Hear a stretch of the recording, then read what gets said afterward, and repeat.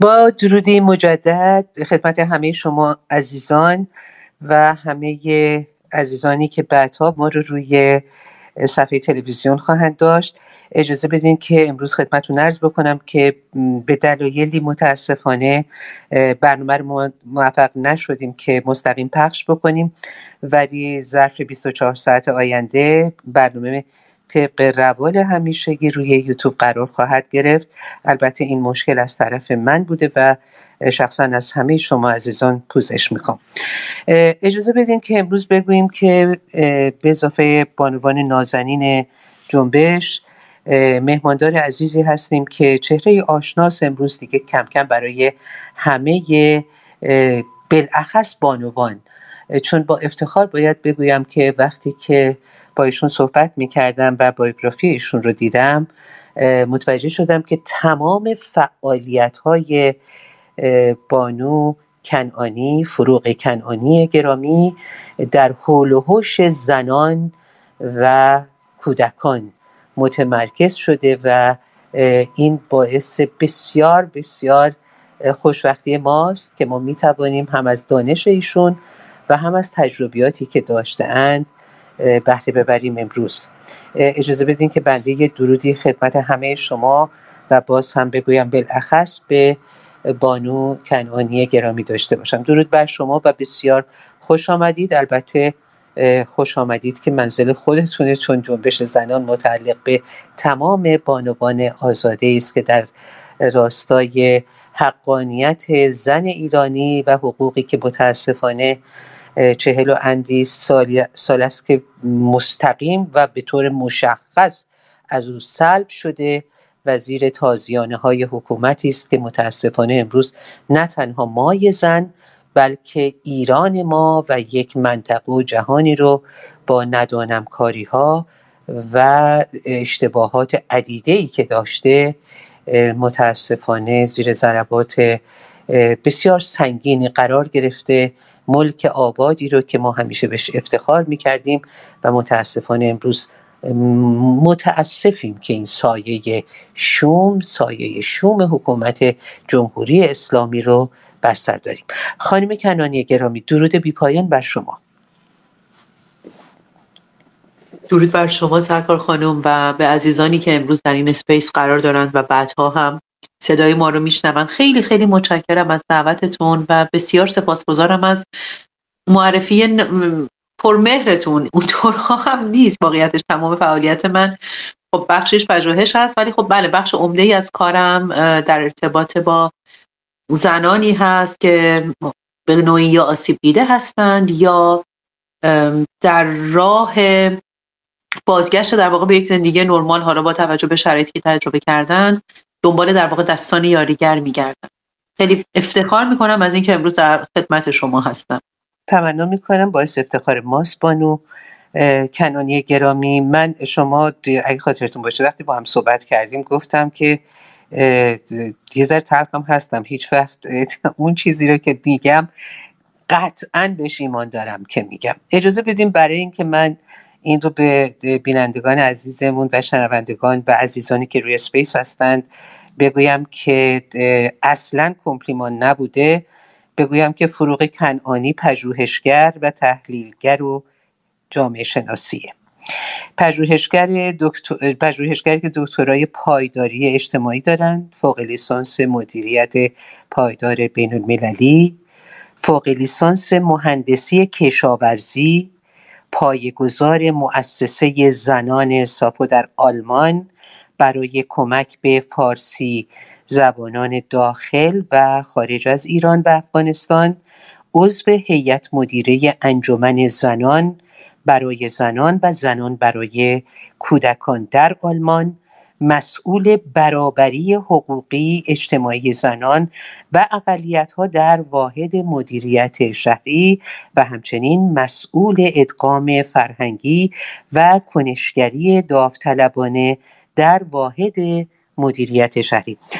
بانو کنانی گرامی، ما معمولاً به اصطلاح با 2 تیم برنامه‌های فضای مجازی و همچنین تلویزیون یوتیوب رو که از یوتیوب مستقیم پخش میشه رو اداره میکردیم که باید بگم اون قسمت رو بانوی نازنینی که معرف حضور همه عزیزان و قطعاً بالاخص شما هستند، خانم ویدا تهرانی گرامی، ما این رو به اصطلاح تیمی هستیم که از روی برای تلویزیون این رو آماده میکردیم و اگر اجازه بدین ما سوالات رو مثل روال همیشگی بانو ویدا تهرانی گرامی آغاز کنند و بندم در خدمتون خواهم بود و به اصطلاح مواردی رو که اگر لازم دونستند بنده با افتخار تمام در خدمتون هستم. افتخار دارم که اینجا عرض بکنم بانو آناهیتا، خانم دکتر روزبه، بانو ویدا تهرانی، بانو هایده توکلی و همچنین پرستو بانوی نازنینمون از لندن که گزارش مفصلی هم امروز خواهند داشت بعد از سخنان خانم کنانی گرامی. با هم این برنامه رو آغاز میکنیم. البته به رسم مهمان نوازی و مهمانداری اجازه بدین که ما این بخش رو مثل همیشه در ارتباط با مهمانمون داشته باشیم و تقاضا کنم از بانو ویدا تهرانی گرامی که پرسش‌های خودشون و برنامه رو همچنین آغاز و هدایت بکنن. در خدمتون هستیم بانو، بفرمایید و ممنون از حضورتون مجدد خانم کنانی گرامی. درود بر شما، درود بر تک تک دوستان و عزیزانی که در اسپیس هستن و دوستان و عزیزان و همراهانی که بعداً در تلویزیون یوتیوب و برنامه‌های دیگه و یوتیوب شنونده یا بیننده این برنامه هستن. بانو کنانی عزیز، بنده ارادتمند هستم و خب افتخار آشنایی با شما رو خیلی وقت دارم. بسیار بسیار خوشحال هستم از اینکه در این برنامه هم کنار شما بانوی بزرگوار هستم. بریم سراغ برنامه جنبش زن ایران کدام سمت تاریخ، نقش بانوان پیشرو در ساختار ایران نوین. بانو کنانی عزیز، من میخوام اولین سوالم رو به این شکل شروع بکنم. بانوان پیشرو ایران چه نقشی در شکل‌گیری سیاست، فرهنگ و اقتصاد ایران نوین فردا خواهند داشت؟ درود بر شما خانم تهرانی نازنین، ممنون که در واقع این فرصت رو در اختیار من قرار میدید و خیلی خوشحالم که دوباره صداتون رو حداقل میشنوم. به سوالتون برمیگردم بدون حاشیه. ببینید خانم تهرانی، ما فکر میکنم در برنامه‌هایی هم قبلا با هم بودیم، حالا چه به صورت مستقیم در کنفرانس ها شاید حتی، چه به صورت برنامه‌های دیگه. اصولا دیدگاه من نسبت به بحث توسعه دیدگاه جنسیتی نیست، ولی میتونم قبول کنم و فکر میکنم عزیزانی هم که اینجا حداقل متخصصینی که هستند شاید هم نظر باشیم با هم که نمیشه انکار کرد که جامعه ایران به هر حال یک فضای جنسیت بدر رو تجربه کرده و به بچگونی حضور جمهوری اسلامی همچنان همین قضیه صادقه.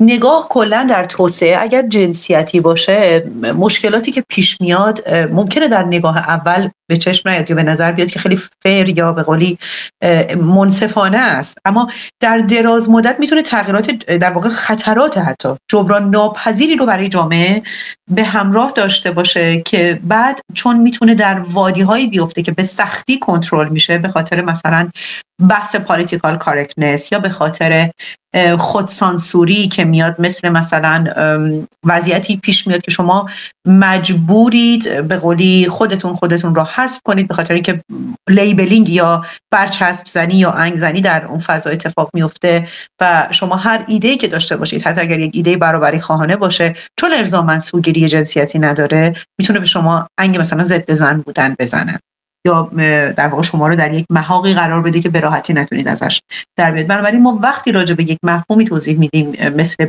نقش زنان، من دوست دارم همین ابتدا با این مقدمه کوتاه بگم که به صورت کلی هر چه که من اینجا با کلمه زنان بهش اطلاق میکنم، در واقع رجوع میکنم، میتونید کلمه زنان رو بردارید و شهروند ایران رو بذارید به جاش و در واقع همون قدر صدق میکنه.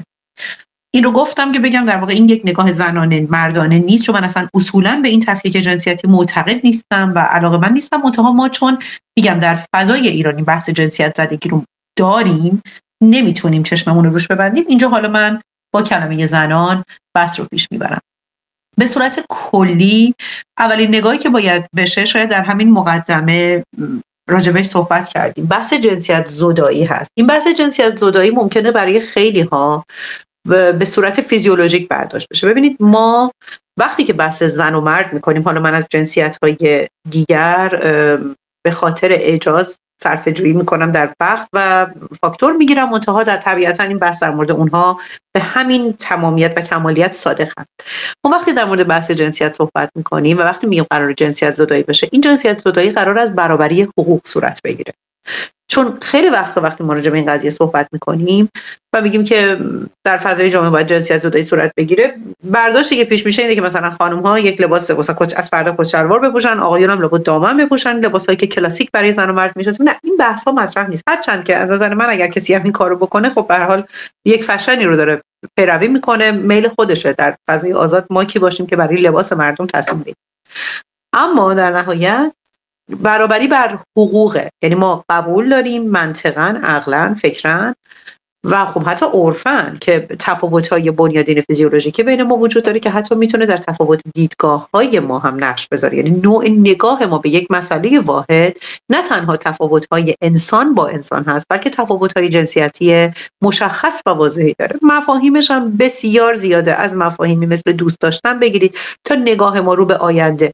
تمام تکامل ما هم در این زمینه کمک کرده. یعنی چون ما یک نقش تکاملی متفاوتی رو چه از لحاظ ژنی، چه از لحاظ آنچه که ریچارد داوکینز به درستی مم مینامه، یعنی چیزی که مانند ژن در فضای خانوار به فرزندان انتقال پیدا میکنه، پذیرفتیم، این نقش ها در طول تکامل طبیعتاً با سلکشن انتخابی به گونه‌ای متفاوت دیدگاه ما رو نسبت به آینده شکل دادن. یعنی ما ممکنه مثلا یک نگاه کاملا کانزرواتیو بسته‌ای نسبت به یک قضیه داشته باشیم و فرد مردی که مثلا در خانواده ما هست، حتی ممکنه برادر ما باشه، با نزدیکترین در واقع ژنتیک به ما، ممکنه کاملا دیدگاه متفاوتی داشته باشه. بنابراین پذیرش تفاوت‌ها مهمترین قدم اتفاقا در پذیرش و در احترام متقابل هست برای اینکه بتونیم این برابری حقوقی رو ایجاد کنیم. اما بحث خیلی مهم در این زمینه این هست که ما با یک ساختاری مواجه هستیم که از اساس در فضای جمهوری اسلامی نه تنها شهروند ایرانی رو به صورت کلی، ببخشید من از این کلمه استفاده میکنم، واقعا شرمندم، ولی واقعیت آدم حساب نمیکنه، بلکه زنان رو در همون دنیای غیر آدم هم نصفه حساب میکنه. یعنی شما قوانین حقوقی رو که میبینید که بر مبنای اتفاقا شرع نامبارک اسلامی نوشته شده و میبینید که چطور این هستن شما رو نفی میکنه. یعنی مشکل کلاسیک حداقل شخص خود من با جمهوری اسلامی در واقع این نیست که جمهوری اسلامی مثلا به عزیزی از من شلیک کرده یا کسی رو از خانواده من زندانی. یعنی این مشکلاتی که دلیلی داشته باشه به صورت دلیل‌های قابل لمس نیست. مشکل ما یا خیلی های دیگه طبیعتاً مثل من با جمهوری اسلامی این نفی وجود ماست.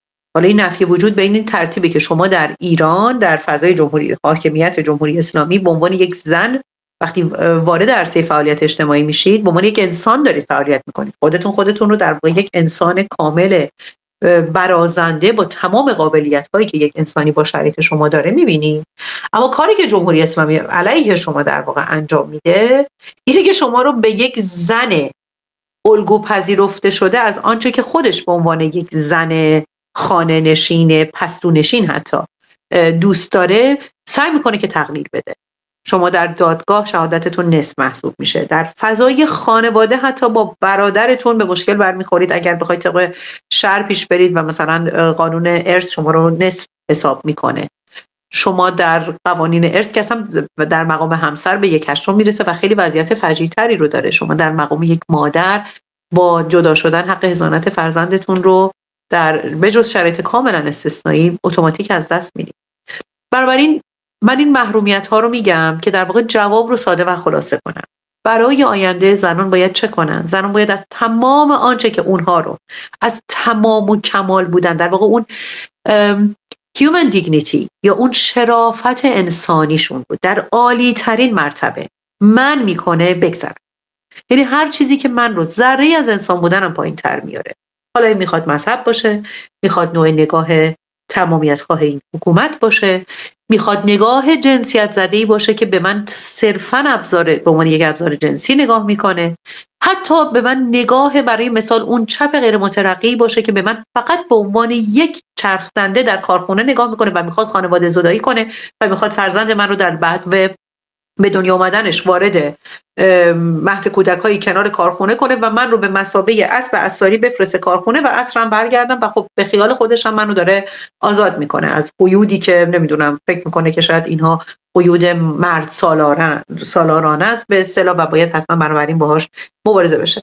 بنابراین مبارزه با تمام آنچه که ما رو از هستنمون به عنوان یک انسان در درجه اول و بعد به عنوان یک زن که به عنوان اون آیدنتیتی جنسیتی که ما از جنسی و جنسیتی که ما از خودمون می‌خوایم بشناسیم دور میکنه، من میکنه یا به اون از اون بدتر با اون به مبارزه برمیخیزه، وظیفه اصلی ماست که این در واقع در مراحلی داره در داخل ایران انجام میشه. یعنی وقتی شما میبینید که جمهوری اسلامی برای مثال میاد تحمیل حجاب اجباری میکنه و زنان با هر عقیده‌ای، حتی یکی مثل فاطمه سپهری که اصلا خودش معتقد به حجابه، یعنی نه تنها مسلمان هست بلکه معتقد به حجاب هست، میاد و علنا میگه که من دارم برای ایرانی میجنگم. اینو دقیقاً پشت صحنه یک مصاحبه به ما گفت. یعنی منم تو مصاحبه بودم و ما قربون صدقه‌اش میریم دیگه، هر دفعه خانم سپهری رو میدیدیم طبیعتاً قند تو دلمون آب میشد. و همینطور که صحبت میکردیم تو مصاحبه شروع بشه، خانم سپهری گفتن که من دارم برای ایرانی، امیدوارم برای ایرانی بجنگم که تو بیای توش و با هر پوششی که دوست داری بگردی و بچرخی و زندگی آزادانه داشته باشی. این اون تفکری هست که ما دنبالش هستیم، تفکری که در برابر تفکر انکارگرایانه جمهوری اسلامی قرار میگیره. یک نکته هم همین ابتدا بگم، چون من خیلی وقتا میبینم همکارا این بحث رو به اشتباه مطرح میکنن و من واقعا دلگیر میشم ازش. بحثی هستش که ببینید جمهوری اسلامی رو نباید دست کم بگیریم. و وقتی در مورد قضیه فضای سیاسی ایران صحبت میکنیم، اینکه جمهوری اسلامی از زنان میترسد گزاره بسیار زیباییه، اما الزاما درست نیست. نگاه جمهوری اسلامی به زنان نگاه اتفاقا تنفرآمیزی، از ما متنفره، از ایرانی متنفره، از انسان مترقی متنفره، ولی از زنان به یک طرز عجیبی نفرت داره، به یک طرز عجیبی نگاه آمیخته به تحقیر داره، به یک طرز عجیبی سعی میکنه اتفاقا هرچه فرهیخته تر بیشتر از شما نفرت داره. خیلی ببخشید که من اینقدر واضح میگم، برای اینکه من فکر میکنم گفتن حقایق لطف به شنونده است. ولی من هرچه یادمه که سطح تحصیلاتم تو ایران میرفت بالاتر، میزان تحقیری که از آنچه که حالا تحت عنوان آدم‌های سیستم میدیدم میشنیدم بیشتر میشد. یعنی مثلا اگر من واسه یک پروژه میرفتم احساس میکردم که بیشتر دوست دارن که تغییرت بدن، مثلا چرا چادر سرت نیست، چرا مثلا با فلان شرکت ها کار نمی کنی، چرا شرکت خودتون رو داری، چرا میخوای مستقل باشی. یعنی احساس میکردم که این هر چقدر شما به سمت این میرید که انگار حرفی برای گفتن داشته باشید، این خطر برای جمهوری اسلامی جدی تره. و اینجاست که من میگم ما مشکلمون با جمهوری اسلامی حداقل به عنوان زنان ایرانی، قطعا به عنوان ایرانی ها، ولی به قطعا به عنوان زنان ایرانی با یک درجه در واقع پایینتری از نظر جمهوری اسلامی حداقل مشکل انتیتیه، مشکل اگزیستانسیالیستیه. یعنی من رو انکار میکنه، هستن من رو مورد توهین قرار، با بودن من مشکل داره. اصلا در این که من از خونه بیرون رفتم، یعنی اگر میبینید مثلا ما در دانشگاه بودیم به خاطر این دستاوردهایی بود که در زمان شاه فقید به جا مونده بود. یعنی اگر جمهوری اسلامی میتونست دقیقاً همون کاری که فرزند خلفش در افغانستان میکنه رو میکرد، به هیچ وجه اجازه نمیداد پای ما به انتخابات که خب نامه خمینی دیگه اثر و منشأ ثابت میکنه به ما تفکر این بنیانگذار این سیستم چی بوده. وقتی که راجع به حق رأی به شاه فقید در اخطار میده به زنان، شما همون رو در نظر بگیرید، همونجا در واقع چکش زد. قبلش هم برید زمانی که مدارس را افتاد ببینید مثلا شیخ فضل‌الله نوری چه برخوردی کرد، یا آخوندهای دیگه چه داستانی داشتن، یا روحانیون محلات در گوشه گوشه ایران چطور خانواده ها رو منع می‌کردن از فرستادن دختران به مدرسه که مبادا اینا نامه پرانی به پسرها و عشق و عاشق بازی و به قول خودشون فاسقی رو یاد.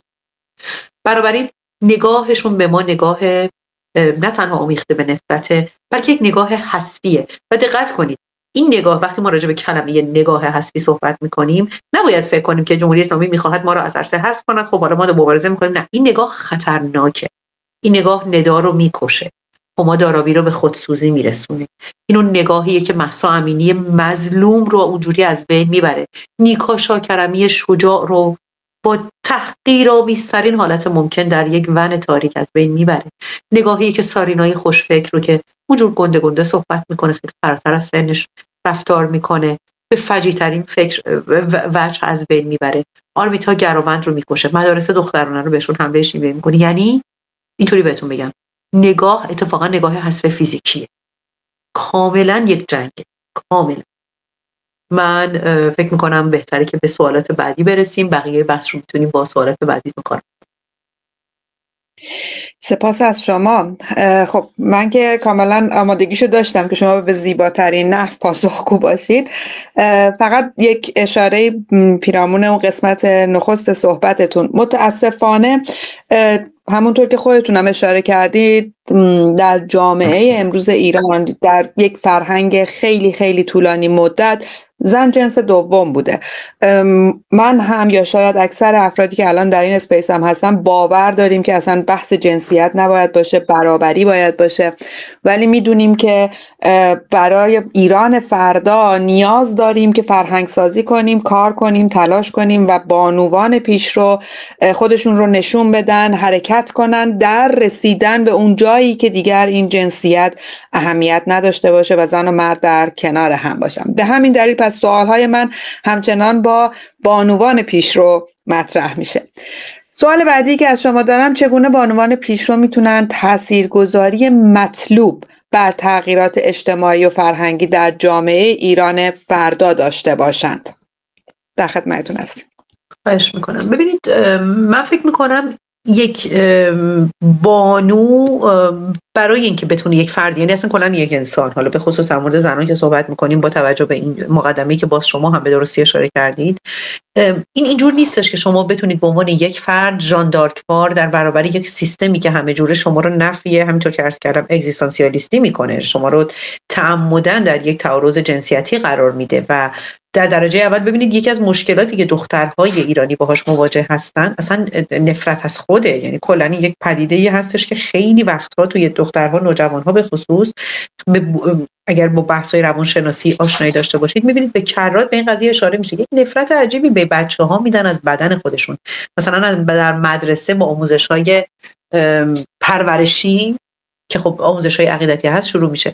در کنار اینها باید در نظر بگیریم که ما، اینو گفتم که بگم در واقع ما نمیتونیم هم خیلی انتظار داشته باشیم از همه زنان ایرانی یک ژاندارکی بشن، چون برای این کار ما احتیاج داریم به یک سری پیش نیازهایی، به قول معروف. مهمترینش آموزشه. مهمترینش این هست که زنان حقوق خودشون رو حداقل بدونن. یعنی تو بحث آموزش به دو منظور صورت میگیره، یک به منظور آگاهی دادن، آگاه سازی، و منظور دوم که خب به نظر من میتونه خیلی مهم باشه در راستای پاسخ به سوال شما، توانمندسازی. یعنی دیگه شما وقتی که مثلا یک آموزش‌های پایه‌ای می‌بینید که آقا حق و حقوق شما چیه، به عنوان یک زن، به عنوان یک مادر آینده، اگر می‌خواید مادر، اصلا همین که مادر نباشید هم یک از حقوق شماست.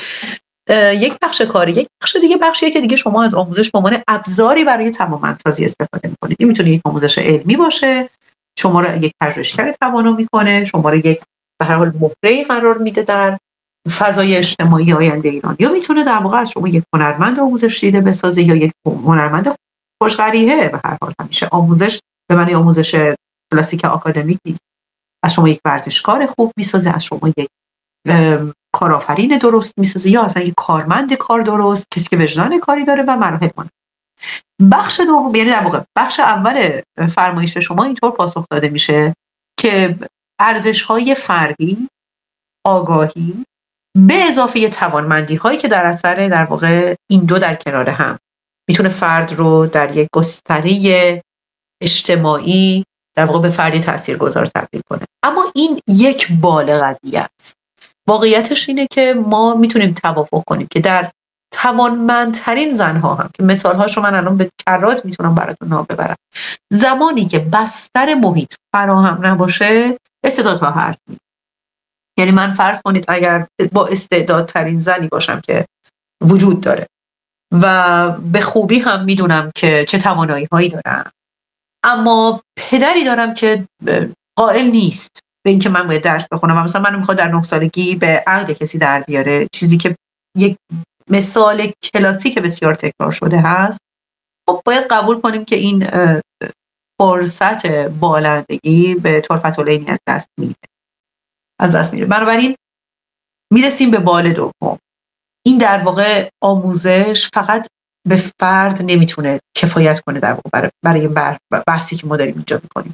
احتیاجه که این آموزش در جامعه پخش بشه. یعنی بایستی برای مثال مردهای جامعه هم بدونند که اوکی، در نظر گرفتن حق و حقوق زنان چرا اصلا به نفع خودشون، چرا به در واقع پیشرفت فردی خودشون کمک میکنه، چرا به پیشرفت جامعه کمک میکنه، چطور میتونه یک آینده بهتری رو به فرزندان اونها ارائه بده، چطور میتونه بارهای مسئولیتی که به اونها اضافه شده، به قول قدیمی ها گفتن هبه شده، اون رو از روزشون برداره. ولی مثال کلاسیکش باز دوباره این بحث نفقه است. این بحث در واقع نفقه یک مثال مذهبی است از اینکه بار اقتصادی در جامعه با اقتصاد بیمار ایران بر عهده یه نفر از نظر حکومت تو خانواده است. خب این منطقی نیست، شدنی نیست.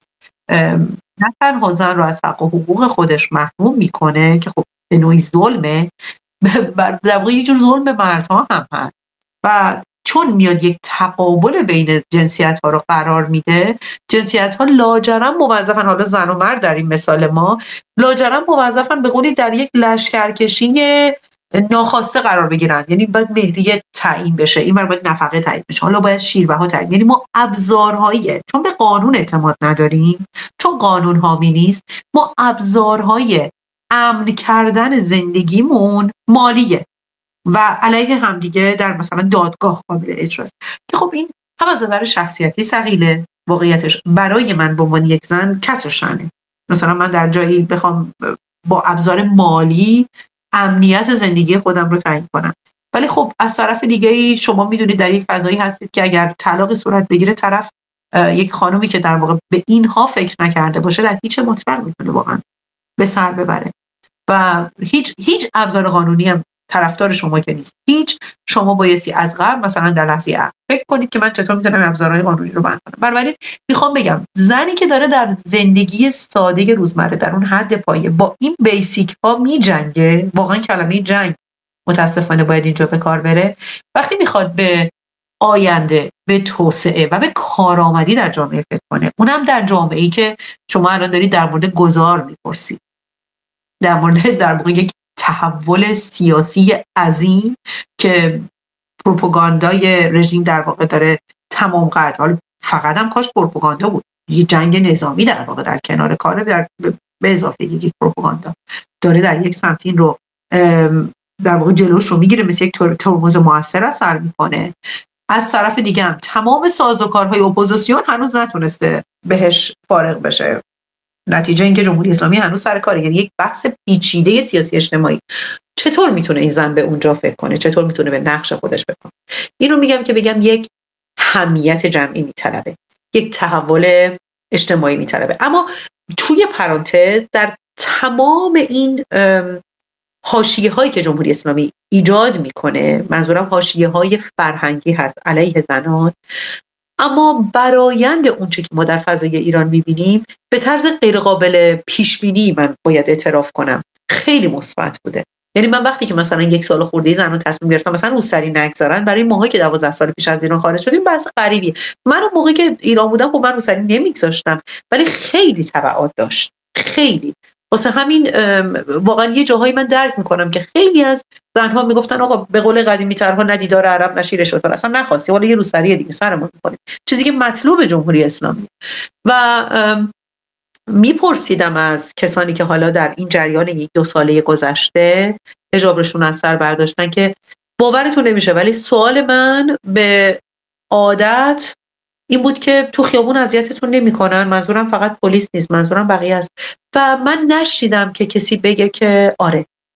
حداقل در حباب اطلاعاتی من، این اینفورمیشن بابل منه، البته من اینو قبول دارم که بابله، ولی من خودم اگر بودم در فضای، یعنی با توجه به مقیاس خودم یادم که آزارها طبیعی بود برای چنین موردی، منتها الان جواب نه از بابل من، اتفاقا منی که بایستی منتظر جواب مثبت می بودم.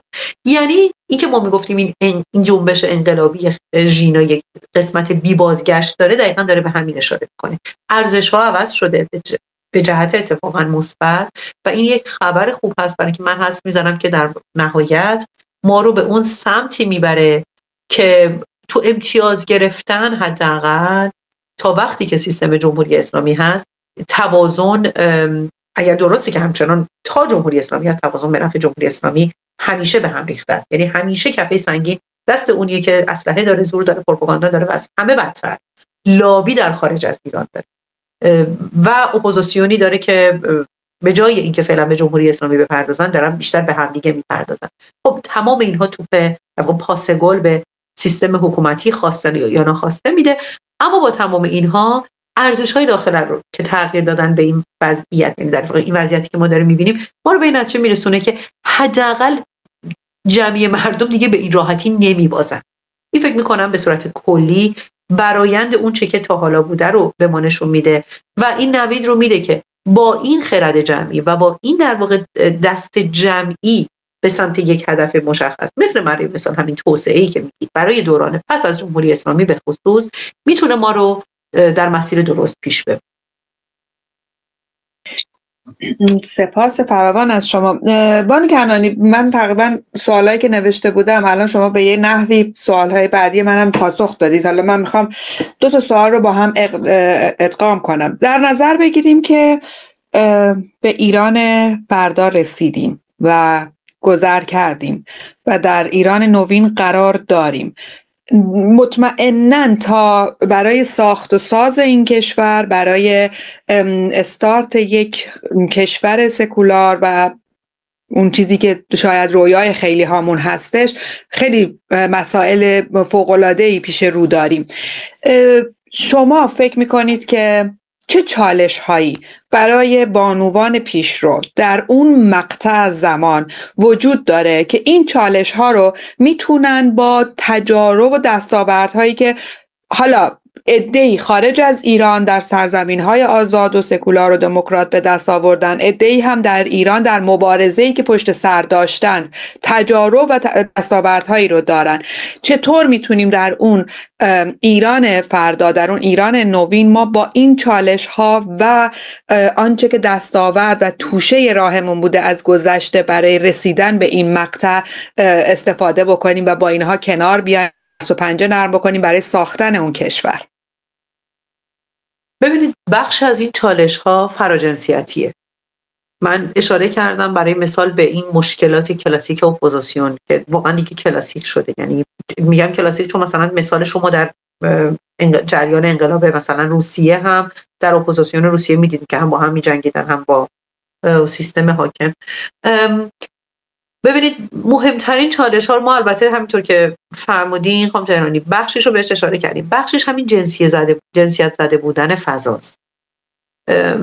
اینقدر برای مثال اشاره کردید به تجربه‌ای که ما در اروپا داریم. خب من به عنوان کسی که در اروپا هم داره کار سیاسی میکنه، چه در سطح کمون چه در حالا سطح جدیدتر، من این جنسیت زدگی رو ابدا اینجا نمیبینم.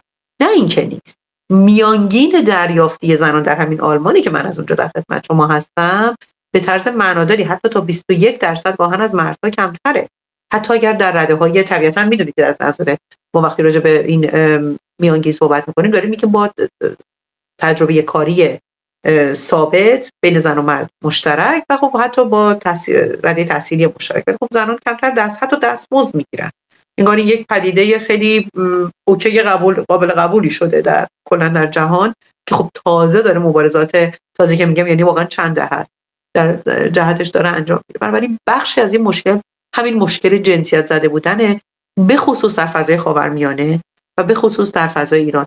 من اشاره کردم که مثلا ببینید ما راجع به ایرانی داریم صحبت میکنیم که جمهوری اسلامی توش آنچه که ما به نام قتل‌های مثلا موسوم به ناموسی رو میشناسیم لجیتیمیز میکنه، یعنی میاد اصلا اینها رو مشروع میکنه، حتی تایید میکنه. تاییدش به چه ترتیب؟ ممکنه نه بگه آفرین قاتلی که سر فرزندت رو بریدی، ولی میاد مثلا کسی که سر بچهش رو بریده رو بعد 6 سال آزاد میکنه، در حالی که ما میدونیم یک قتل نفس عمد صورت گرفته. منتها چون اسم و رسم ناموس داره و چون از مرد علیه زن، پدر ولی دم، حتی صاحب خون علیه زن که جزء اموال مرد محسوب میشه انجام شده، اصلا قتل کردید یک خطاییه که با 8 سال زندانی قضیهش تموم میشه. حالا شما در نظر بگیرید، باز من برمیگردم، مثلا آرشام رضایی چند سال باز زندان بمونه بابت اینکه مثلا جاوید شاه گفته. مقایسه کنید با پدری که سر فرزندش رو بریده یا شوهری که سر همسرش رو. و برای میخوام بهتون بگم واقعا داره پروموت میشه انگار از طرف جمهوری اسلامی زنکشی، بالاترین نوع آزار جنسیتی، قتل بر مبنای جنسیته که حالا میتونه در قالب قتل‌های ناموسی باشه. بنابراین بخشی از این جامعه طبیعتاً تحت پروپاگاندای سیستم حاکم، حالا بخشی که میتونه حالا رودگرس باشه، میتونه از طبقات مختلف حتی باشه، قربانی نگاه جنسیتی که هستند، هیچ قربانی اکت جنسیتی هستند حتی. یعنی شما زنی رو میبینید که حقوق خونده، در این هفته گذشته خبر قتلش به گوش میرسه، کسی بوده که میخواسته در واقع، یعنی آگاه بوده به حق و حقوقش، حقوق خونده. منتها جامعه وقتی نمیتونه برای حتی کسی که حق و حقوقش رو سعی میکنه به دست بیاره با دونستن لوایح، با دونستن قوانین، وقتی پاسخگویی است و نزدیک میبینه زن رو به رسیدن به خواسته های خودش، خب دست به قتل میزنه، برای اینکه میدونه این کار از نظر حکومت جمهوری اسلامی مشروعه و اگر نگم مستقیما حمایت میشه و دستش به عنوان تشکر فشرده میشه، ولی خب با اغماض بسیار زیادی به پرونده قتل نگاه میشه، به خصوص اگر به قول اسمش رو بگذارید ناموسی، دفاع از نمیدونم ناموسم، دفاع از آبرو و این داستان‌ها که دیگه کامل میل قضیه رو مشروعش حتی میکنه.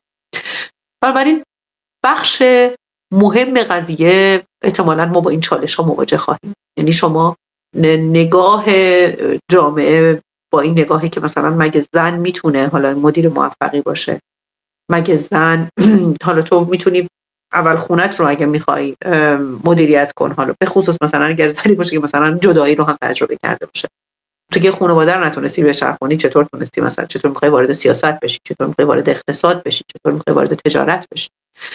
این داستان ها در مورد آقایون زیاد صادق نبود. یعنی اگر ما انصافاً بخوایم در یک انگار که اشکالی نداره، انگاری که مشکلی نداره.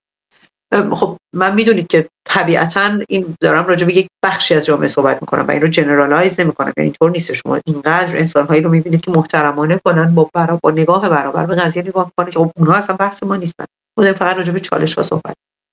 بخش دیگه ای از قضیه فراجنسیت، یعنی شما با یک جامعه‌ای طرف خواهید بود بعد از جمهوری اسلامی که اینجوری بهتون میگم تمرینی از دموکراسی نداره، رواداری رو نمیشناسه، ازش فقط یک اسم شنیده. باز من برمیگردم به همین مثالی که فکر کنم 3-4 بار سوالا بهش گفتم. ببینید اپوزیسیونی که میدونه دشمن جمهوری اسلامیه، میدونه هر چه آتش از گور جمهوری اسلامی برمیاد، انگشت اتهام رو مدام بر فعالین دیگه میگیره که شما چون فلان کارو کردید جمهوری اسلامی وقیح شد، مثلا فلان حرکت من، شما چون فلان چیز رو گفتید، اگر شما فلان میکردید، در حالی که ما هممون میدونیم، حتی اون کسی که گوینده این حرفه که این حرف مزخرفه. جمهوری اسلامی که نگاه مگه الان شروع کرده به قتل و چیزی که مثلا میگه پررو شده، همیشه همین. ولی وقتی شما یک چنین رفته، یعنی در واقع نگاه حسبیه، چون این رو یاد گرفته، چون دیده 45 سال پیش جمهوری اسلامی مستقر شد، اولین کاری که کرد همون جمله معروف فرزندان خود را انقلاب می‌خورد، انقلاب فرزندان خود را می‌خورد، شروع کرد از بین بردن پلیرهای دیگه تو این وضع. بنابراین اگر جمهوری اسلامی این کارو کرد و 45 سال مستقر شد، چرا من این کارو؟ یعنی این نگاه خیلی نهادینه در این سیستم هست. یک بخشی از این در واقع کار ما به عنوان حداقل کسانی که دارن سعی میکنن تأثیر اجتماعی بذارن، اگر نه به تأثیر سیاسی حداقل،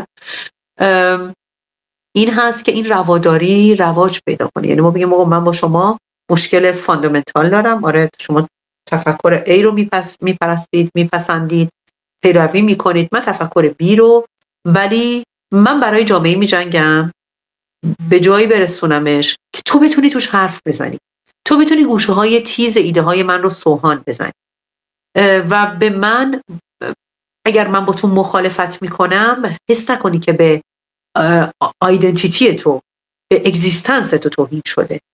این یک مخالفت عقیده است. ما میتونیم بعدش اصلا با هم بریم بیرون شام بخوریم. من با این نگاه به قضیه نگاه میکنم و فکر میکنم که این جنگی نگاه کردن تیپیکال خاورمیانه برای ما چیزی نیم، همون که تا حالا نیورده و همیشه هم در واقع ما رو عقب برده. نگاه‌های 0 تا 100 نقطه جوشی، اینا واقعیتش تجربه من از کار مثلا در کشوری مثل آلمان که اتفاقا تاریخ بسیار جالبی داره با توجه به جنایت‌هایی که کرده و این چرخش به این چیزی که امروز هست و این دموکراسی که به شدت باید پاسداری بشه، نشون میده که اتفاقا چقدر این بحث رواداری میتونه فضا رو تغییر کنه. همین آلمانی که من دارم راجع بهش صحبت میکنم و از رواداری در این صحبت میکنم و بارها باید اعتراف کنم با دهن باز من تو جلسات سیاسی اینجا نشستم وقتی دیدم اینو چطور هم رو تحمل میکنن و چطور فقط در واقع مخالفت‌ها به ایده های هم میتازن، اصلا برای ما موجودیت نداشت. میدونید در همین آلمان کارل پاپر در کتاب جامعه باز و دشمنانش اشاره میکنه در همون ابتدای کتاب که اصلا چی شد که من ایده این کتاب به ذهنم رسید. این بود که یک سرباز نازی وقتی که این چیزی رو میخواسته بهش بگه، حالا توجیه کنه یا توضیح بده، سرباز فریاد کشیده بر سرش که من بحث نمی کنم، من شلیک میکنم. ببینید یعنی در این حد رواداری در حد سر. حالا اون جامعه به اینجا رسید. این مثال رو به کار بردم که بگم این دقیقاً اون وضعیتیه که ما باید ایجاد کنیم. بحث دومی که در واقع در فضای ما وجود داره بحث مبارزه با پروپاگاندا. این پروپاگاندا همیشه در قالب یک پوپولیسم پنهان جریان پیدا میکنه. یعنی اگر فرض کنیم ما یک حکومت کاملا با تفکر دموکرات، ایران دوست و در مسیر توسعه رو بر فرض که همین الان جمهوری اسلامی بره بر سر کار بیاریم، پوپولیست هایی هستند که به هر حال با انواع و اقسام انگ‌های مختلف سعی میکنند این حکومت رو ناکارآمد نشون بدن، سه‌خواهی کنند. عده‌ای احتمالاً خواهند گفت شما به اندازه کافی چی میگن هزینه ندادید، بنابراین در لیاقت اون رو ندارید که در اون جایگاه بشینید. و با این قضیه چون باید دقت کنید که به هر حال وقتی ما میگیم جمهوری اسلامی برود و یک حکومت سالم بیاید، اوکی، ولی یک سوال بسیار مهم نباید اینجا ندیده گرفته بشه. جمهوری اسلامی میره کجا میره؟ از جهان که حذف نمیشه که. مثل یک بیماری احتمالاً در قالب میزبانش فقط عوض میشه.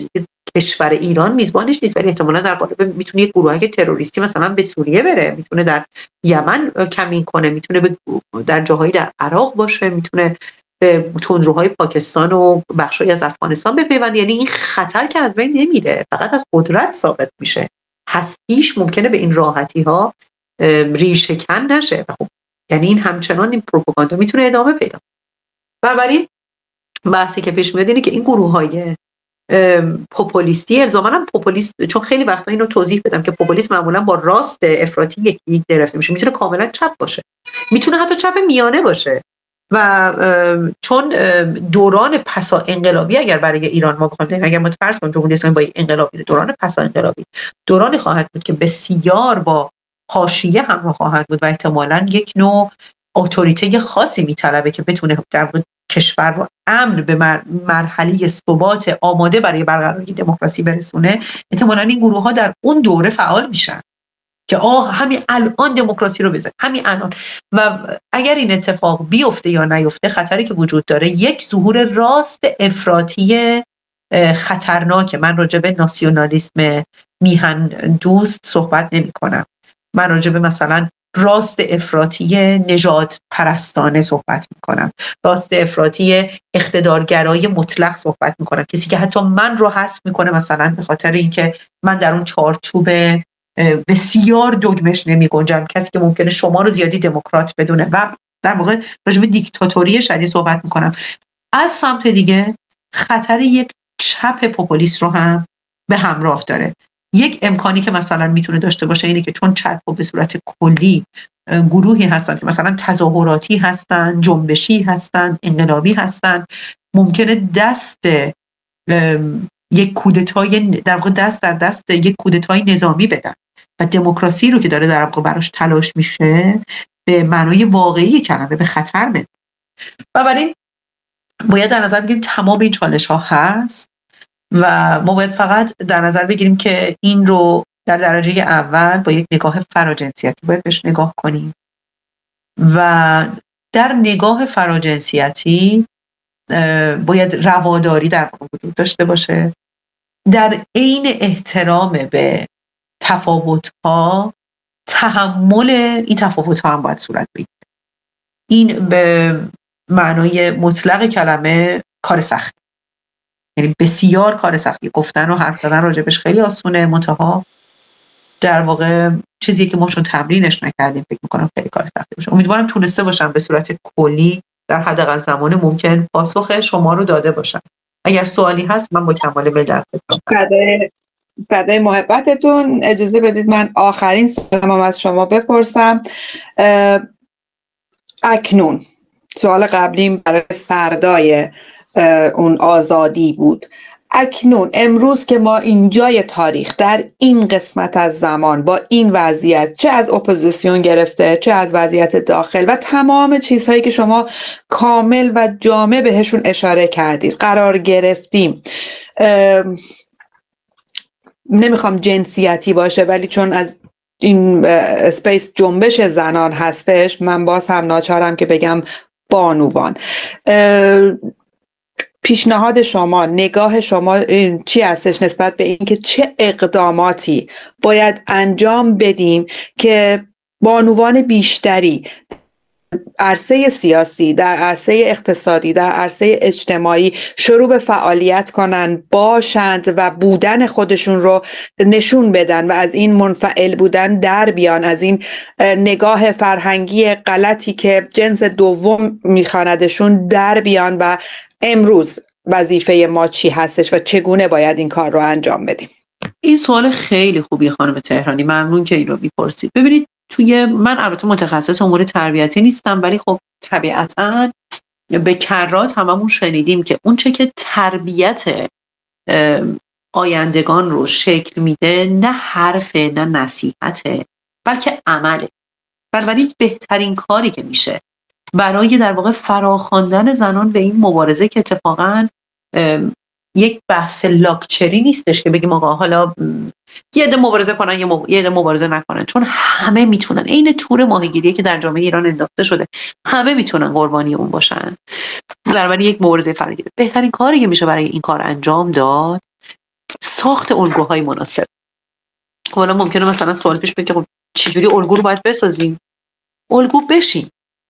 مهمترین کاری که میشه کرد، یعنی من مثلا به عنوان یک انسانی که حالا دارم سعی میکنم تو این فضا حداقل به عنوان کسی که قلبش برای ایران به معنای واقعی کلمه میتونه، دارم سعی میکنم کاری انجام بدم، اثری باقی بگذارم، دارم فکر میکنم در هر قدمی که برمیدارم طبیعتا به این فکر میکنم که اگر کسی من رو الان ببینه چه فکر میکنه. نه اینکه من راجع به قضاوت خودم صحبت نمیکنم، یعنی که فکر میکنه که این کار خوبیه و اون همین کار رو ادامه بده، یا اینکه فکر میکنه که نه من قطعا مدل بچه که بودیم مدل لقمان حکیم ادب است که آموختی از بی‌ادبان، سعی میکنه اتفاقا 180 درجه خلاف کاری که من انجام میدم رو در واقع انجام بده. یعنی آیا من یک الگوی درست هستم؟ آیا من در همین محیط اطراف خودم، مثلا لازم نیست راجع به الگو مثلا راجع به یک اینفلوئنسر میلیونی صحبت نمی‌کنم الزاما. شما میتونید خواهرتون رو تحت تاثیر قرار بدید، میتونید خانواده همسرتون رو، میتونید خانواده خودتون رو تحت تاثیر قرار بدید. در واقع این مهمترین کاریه که میتونید بکنید، چون مهمترین چالش شما قطعاً برای تبدیل شدن به یک انسان دیگه از همونجا شروع میشه. یعنی مهمترین چالش در خونه است. اگر خانواده به خودی خود موافق نباشن، مهمترین چالش و مهمترین خطر واقعا میتونه از همونجا باشه. این جنگ بزرگیه. اونایی که پدران سختگیر دارن، برادران بدقلق دارن، میدونن من چی میگم. و در واقع اینطوری بهتون بگم که در هر لحظه باید فکر کنید آیا من الگوی مناسبی هستم، و برای اینها هر کسی با توجه به نگاه خودش میتونه در واقع یک کریتریایی بذاره، یک معیاری بذاره. من معیارم شرافته. یعنی من مثلا معتقدم که خب آیا این کاری که من دارم میکنم این حرف شرافتمندانه است؟ آیا من به عنوان انسان شریف دارم این کارو میکنم؟ نگاه دوم نفع جمعیه. آیا کاری که من دارم میکنم به جز منافع من، منافع کسی دیگه ای رو هم تامین میکنه؟ آیا این حرفی که من در تلویزیون میزنم مخاطبش فقط اونی که هم فکر منه، یا اون ایرانی هم که 180 درجه در برابر من ممکن از لحاظ عقیدتی قرار داشته باشه، هم با این ایده من نفع میبره. آیا من میتونم منافع اون کسی رو که مثل من فکر نمیکنه رو هم تأمین کنم؟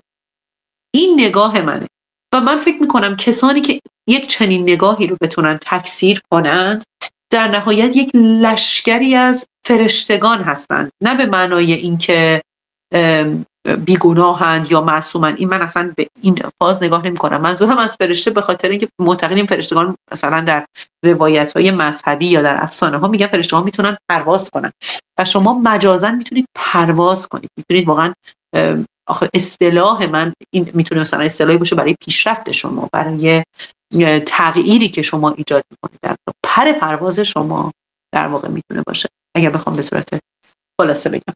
بنابراین الگوسازی برای تشویق جمع، دادن آگاهی، دادن آموزش، در واقع این مبارزه دیسینفو، یعنی مبارزه با دیسینفو بهتره بگم، یا با این پروپاگاندای سیستم که در واقع از تک تک خود ماها شروع میشه. من فکر میکنم مهمترین کاریه که ما باید بکنیم. اما من همچنان جدی بهتون میگم، فکر میکنم وظیفه من حداقل به عنوان یک زن در درجه اول به عنوان یک انسان اینه که الگوی انسانی مناسبی رو بسازم و این الگوی انسانی رو نه به خاطر که من میخوام تاثیرگذار باشم که منمی از خودم به جا گذاشته باشم، خیر، برای اینکه فکر میکنم وظیفه انسانی منی. هر کسی با یک هدفی در واقع داره زندگیشو پیش میبره. یکی میخواد پولدار بشه، یکی میخواد محکم بشه، یکی میخواد یک شغل خاصی رو داشته باشه. هدف من اینه تأثیری که میذارم، به قولی اون مذهبی‌ها میگن باقیات صالحات، آنچه که از من به جا میمونه بحث نام نیست، بحث روش نیکه، چیزی که نسل من از اون فایده ببرن، چیزی که ما چطور به گذشته نگاه میکنیم و مثلا میگیم جبار باغچبان کار درستی کرد یا فلان کسی که فلان کتابخانه رو تقدیم کرد کار درستی کرد. من میتونم بگم فلان منش اخلاقی، فلان دیدگاه سیاسی، فلان روش مبارزاتی اجتماعی که مثل جنبش امروز ما، من هم بخشی از اون هستم، یک عضوی از میلیون ها زن ایرانی، ما داریم در واقع یک روش انسانی شرافتمندانه رو می‌ذاریم و خب این خیلی نایابه، به خاطر اینکه اصولا سیاست آلوده است. منتها مبارزه سیاسی در ایران شده عین شرافت و واقعیتش رو بهتون بگم، این برای من خیلی افتخارآمیزه که ما بخشی از یک مبارزه سیاسی شرافتمندانه که اصلا نمیتونیم در طرف دیگه ای بیستیم اگر ادعای شرافت داریم. و خب این فکر میکنم با توجه به این ذات ایرانی ما که این فرهنگ والای وابسته به ارزش‌ها رو داره، خیلی نکته مهمیه که میتونه در واقع یه جورایی کار مبارزه رو بر ما راحت کنه، حداقل در پاسخ به خوده. امیدوارم که تونسته باشم پاسختون رو داده باشم. فدای محبت شما، بسیار بسیار عالی. سپاس از اینکه وقتتون رو گذاشتید و کنارمون بودید. من به این نکته اشاره کنم، امیرکبیر جمله جالبی میگه ابتدا فکر میکردم که تو مملکت وزیر دانا میخوایم، بعد فکر کردم شاید شاه دانا میخوایم و اکنون فهمیدم که مملکت ملت دانا میخواد. ملت دانا من هستم، شما هستی، تک تک ماها هستیم و همونطور که شما گفتید درستش، اصولش و مسیر که به هدف میرسه از خونه هامون شروع میشه، از خود من شروع میشه و از تغییراتی که در خودم ایجاد بکنم. بی نهایت سپاس از شما. من اگر اجازه بدن دوستان یک سوال از بانو شهره نظر میپرسم و بعد مایکو در اختیار بانو نظر و من هم مثل بقیه شنونده خواهم بود. بانو کنعانی در قسمتی از صحبتاشون یک اشاره خیلی زیبا کردن به این که خب در فردای آزادی براندازی خب جمهوری اسلامی رفت. جمهوری اسلامی کجا رفت؟ شاید مثل طالبان بعد از بیش از حدود 20 سال که از افغانستان رفت به شکل دیگری وحشی‌تر برگشت. این جمهوری اسلامی کجا رفت نکته‌ای بود که خیلی ذهن منو درگیر کرد، برام خیلی جالب بود و این صحبت و میخوام آخرین قسمت وظیفه خودم رو با این سوال از شما تمام کنم که در فردای آزادی ایران، برای اینکه این جمهوری اسلامی دوباره برنگرده، جمهوری اسلامی که من زن رو خفه میخواد بکنه، به قول بانو کنعانی با من جنگ فیزیکی داره و برای حذف کامل من زن امروز ناچاریم که جنسیتیش بکنیم، برای من زن داره تمام تلاشش رو میکنه، چه باید بکنیم و چگونه باید مسیر رو ادامه بدیم که این جمهوری اسلامی که هر جا رفته قدرت برگشت به سرزمین ایران ما رو نداشته باشه. سپاس از شما. مایکو میبندم. ممنونم. اولا بی نهایت سپاسگزار از این گفتگوی بسیار زیبای شما و بانی کنانی گرامی. با اجازه خانم کنانی من باید از با یک زاویه کاملا متفاوت نگاه کنم به این. البته خانم فروغ کنعانی کاملا درست فرمودند، اشاره‌ای که داشتند، ولی شاید یه نوعی شهادت به باور من هم باشه. ایشون گفتن که ما نیاز داریم که در آینده با دادن اطلاعات، یعنی با دانش و بینش درستی که در جامعه به جریان میندازیم، مانع تکرار حوادثی بشیم که متاسفانه باهاش برخورد کردیم. اگر اشتباه نکنم و درست برداشت کرده باشم خانم کنانی، درست میگم؟ درسته سرکار خانم، تقریبا یه همچین بحثی مطرح شد. سپاسگزارم. ولی من اگر ایشون اجازه بدن یک نگاه دیگه ای رو هم بهش اضافه بکنیم. ما برای ساختن فردای ایرانمون تنها به نوازش و به اصطلاح اطلاعات نمیتونیم بسنده بکنیم. چرا؟ برای اینکه همین امروز من چون برنامه رو با خانم فروغ کنانی در رابطه با به اصطلاح نقش بانوان پیش رو در ساختار ایران نوین که به نوعی اشاره به آینده بود، بنده از امروز میگم با اجازه بانو کنانی، ما همین امروز مشکل داریم و میتونیم ببخشیم، به شرط اینکه فراموش نکنند. حالا این میبخشیم فراموش نمی کنیم یه حالت دیگه داره. فراموش نکنند که اجازه اشتباه دوباره با هیچ کس رو برای اینکه بخواهند قربانی بیشتری از مای ایرانی درون و برون بگیرند نخواهیم داد. امروز ما نمیتوانیم بسنده بکنیم به اینکه فقط با اونها با زبان صحبت بکنیم. ابدا. البته تهدید جانی نمیگیم بکنن، خیر، بلکه اونها رو از کرده خودشون با استدلال خودمون آگاه کنیم. من امروز البته با اجازه همه عزیزان یک گزارشی رو بانو پرستو خواهند داشت در نشستی که خانم عبادی داشتند. خانم عبادی جایزه رو میگیرند، خیلی عالیه. خانم عبادی اون جایزه رو تقدیم به زنان مسلمان میکنن، اونم اشکالی نداره. ما میگیم که به خاطر موقعیت ویژه‌ای که درش قرار داشته و قرار بوده که به ایران برگرده مجبور بوده. ولی دیگه بعد از اون اگر ایشون دچار توهم و اشتباه بشه، ما همینجا پرسشامون رو باید شروع بکنیم. ما همینجا باید به خانم نویسنده یا روزنامه نگاری که حالا سفر درست غلط، اون مجموعه درست غلط، اصلا کاری نداریم، ولی نشانه میگیره دقیقاً یک شعار رو، چپی و مجاهد و مولا رو، و میخواد به من و شما، در صورتی که هم من میدونم و هم همه شما، که نظر ایشون چه بود و دقیقاً به چه جریانی اشاره داشت. ولی باز هم اینجا حیا رو چشم چی میگن بی حیا میذاریم، ولی میگیم که آقا اصلا باور کردنیه که یک همچین شعاری بیرون بیاد و اون هم شما نسبت بدین به سازمان اطلاعات؟ غیر از اینه که شما نشستتون بوی معامله با جمهوری اسلامی میداد؟ من با اجازه البته با پروانه از خانم کنعانی گرامی و مسئول صحبت هم خودم هستم، به هیچ عنوان الان نه جای بخششه و نه جای فراموش کردنه. ولی یک راه داریم، ما میبخشیم اگر اشتباهاتشون رو تکرار نکنن، اگر مجدد با تجزیه طلبان نشست نداشته باشن، اگر چوب لای چرخ بچه های ایران ما نذارن، اگر از کتک خوردن و تجاوز به زنان ایران ما نخواهند برای خودشون یک کلاه جدیدی تهیه بکنن و روی اشتباهات گذشتهشون بذارن.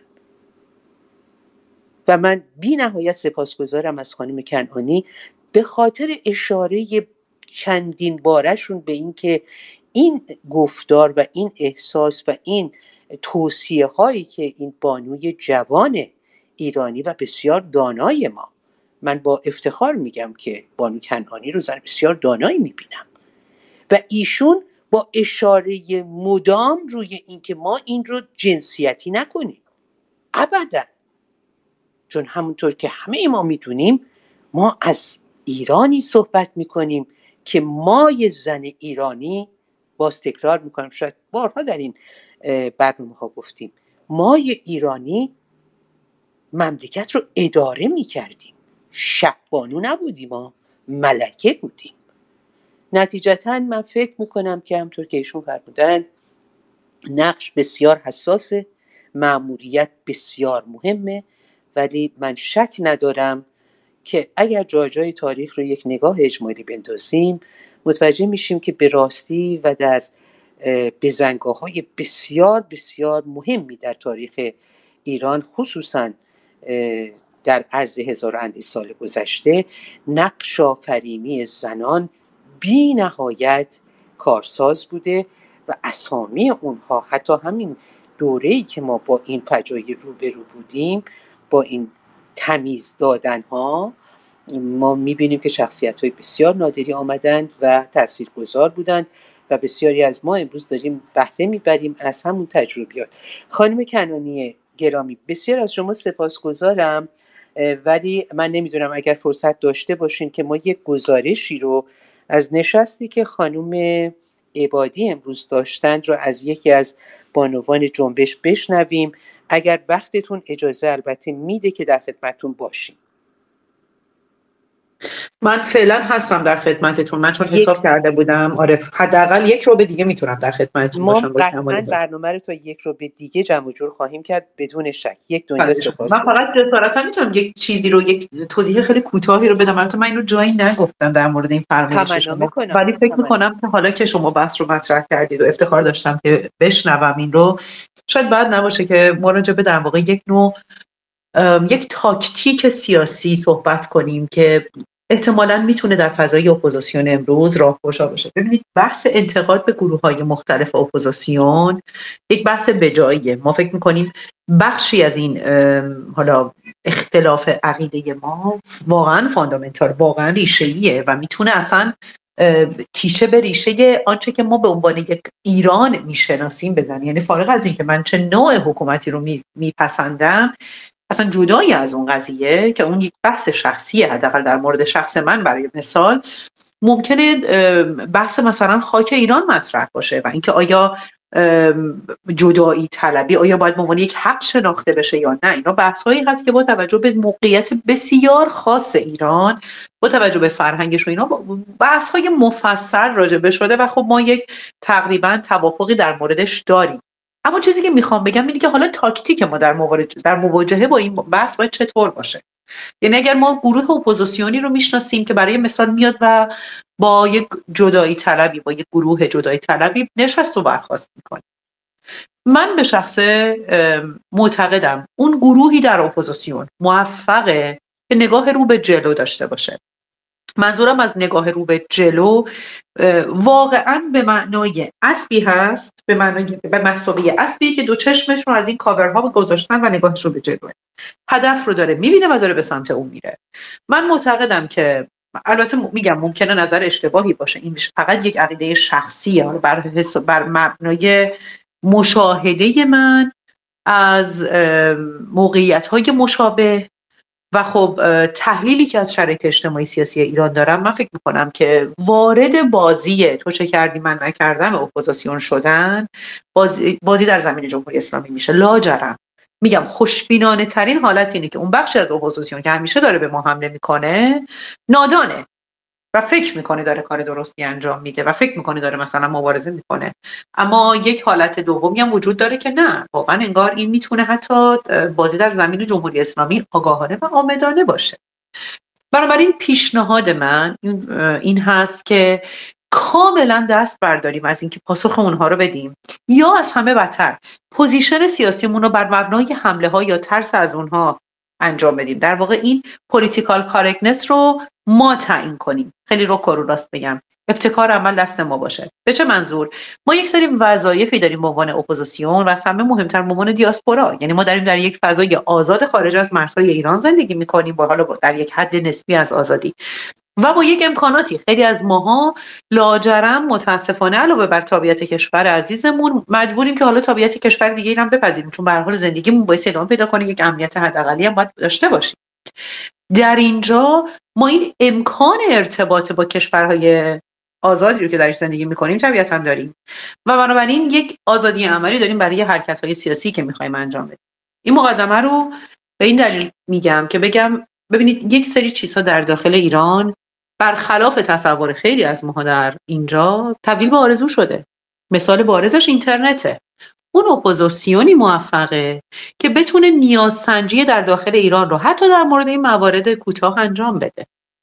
همین امروز مثال بارزش میتونه همین اینترنت باشه. آیا هیچ گروه اپوزیسیونی اومده فکر کرده که برای اینترنت ایران چه کاری کنه؟ من نمیگم استارلینک بله مشکل‌های فاندامنتالی وجود داشت که به این راحتی‌ها نمیشد واردش کرد، کما که البته وارد شده بود، ولی فیلتر شکن که میتونیم تولید کنیم.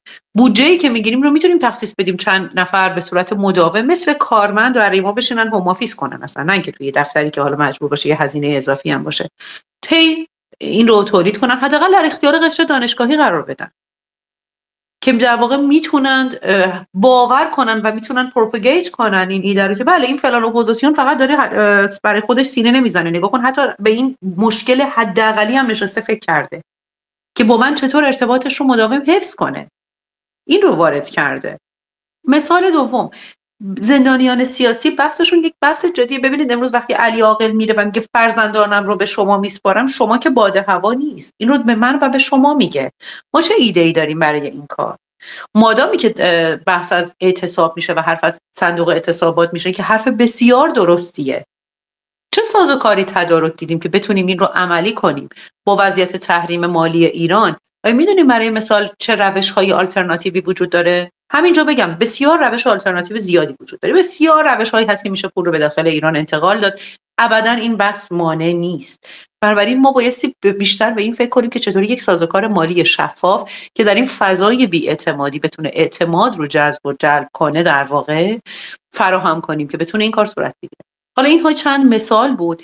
برگزاری همایش و صحبت‌ها و مانیفست و این اکتیویست‌ها اینا هم خوب. لابی‌های درست، هدف‌های درست رو انتخاب کردن و در مسیر اونها لابی درست رو انتخاب کردن، با آدم‌های درست نشستن، پرهیز از خودنمایی‌های غیر لازم. یک جای بله کار سیاسی کار شوآفه، این رو هم شما میدونید هم من میدونم، اما یک جای دیگه میشه فقط شوآف. خب اونجا دیگه میدونید چه در واقع چه دافعه‌ای ایجاد میکنه، به خصوص برای جامعه ایران که با تعارف و تواضع عجینه. ما دوست نداریم، نمیتونیم بپذیریم. یعنی این یه مقدار این به قول آمریکایی‌ها هامبلنس، یه مقدار این حالت خاکی بودن رو دوست داریم میپذیریم، ولی این شوآف ها که میاد، این منم ها که میاد، اگر فرشته روی زمین هم باشه مورد نفرت یه بخش عظیمی از جامعه قرار میگیره که خب فرهنگیه و درسته، نمیتونه کسی بگه اشتباهه. بنابراین من فکر میکنم بیشتر از اینکه نگاهمون به این باشه که اونها چی کار میکنن، نگاهمون باید این باشه که ما چطور میتونیم بهترش رو انجام بدیم، چون مردم چشمشون به ما سرکار کنه. این یک حقیقته. مردم نگاه میکنن ببینن در کنار حرفای قشنگی که میزنیم کارم بلدیم انجام بدیم یا فقط حرفه. اینه که دل سرد یا ناامیدشون میکنه یا برعکس. وزنه رو در دوش ما میگذاره.